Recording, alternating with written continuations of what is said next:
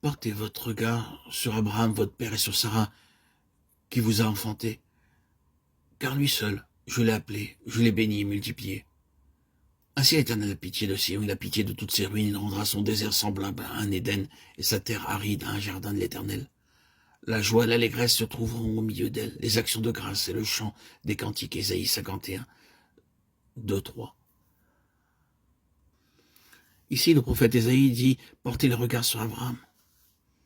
Or, lorsqu'Abraham était très âgé, quand il avait à peu près 99 ans, et que Sarah était également très vieille, le Seigneur leur renouvela sa promesse de leur donner un fils.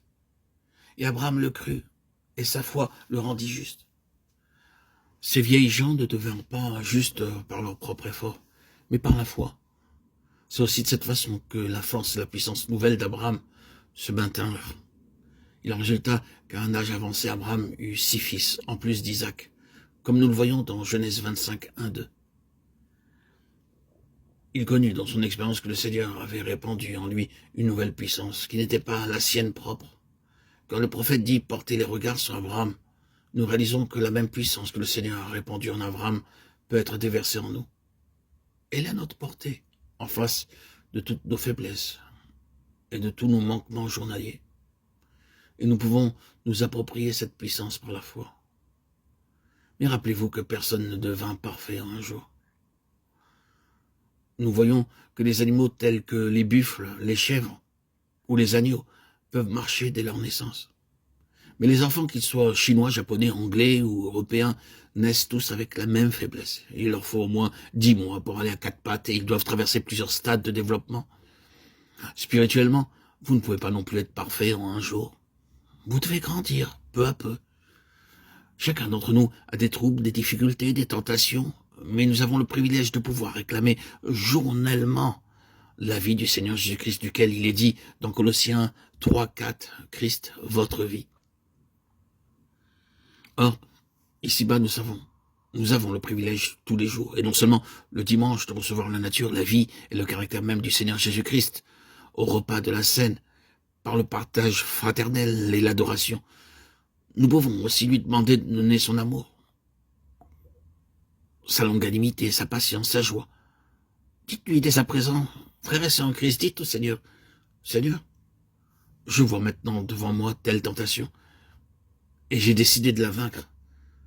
Ayez cette intention, demandez au Seigneur, expliquez-lui votre faiblesse, commentez-la. Oh, il se réjouit, lui qui connaît tout de vous. Il se réjouit de vos commentaires, de vos explications, de votre affliction. C'est lui qui vous relèvera, car vous placez votre confiance au Seigneur par le fait de lui expliquer, de lui raconter, tel un ami, un véritable ami. Lui confesser vos péchés vous amène assurément vers la délivrance. Dites-lui au Seigneur, dites-lui, Seigneur, je vois maintenant devant moi telle tentation et j'ai décidé de la vaincre. Avec ce désir, donc dans le cœur, continuez à réclamer par la foi sa force, sa victoire. Mais un jour, nous serons tels qu'il est. Avec cette vie, nous recevrons des corps immortels et glorifiés. 1 Jean 3, 2. Si vous voulez lui ressembler, continuez à vous approprier la vie même du Seigneur Jésus-Christ. Peu importe votre faiblesse ou vos imperfections, un jour, vous deviendrez spirituellement fort. Même si les progrès semblent lents à venir, continuez à vous approprier sa vie par la foi. Ne permettez pas à l'ennemi de vous séduire. Vous tomberez peut-être bien des fois, mais il est toujours prêt à vous pardonner. Le Seigneur s'attend à ce que nous pardonnions 490 fois à nos voisins. Matthieu 18, 21, 22. Si moi, en tant qu'homme, je suis capable de pardonner 490 fois à mon voisin,